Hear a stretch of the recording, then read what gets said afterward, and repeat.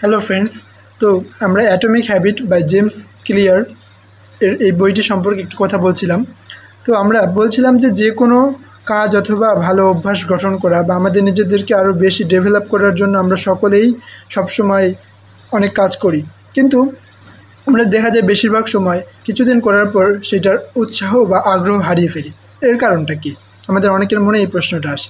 এর কারণটা হচ্ছে আমরা দেখা যায় যে কোনো কাজ যে উদ্দেশ্যে করছি সেটার সাথে সাথে কোনো আউটপুট পাই না, যার কারণে আমরা ধীরে ধীরে সেটা থেকে বিরত হয়ে যাই।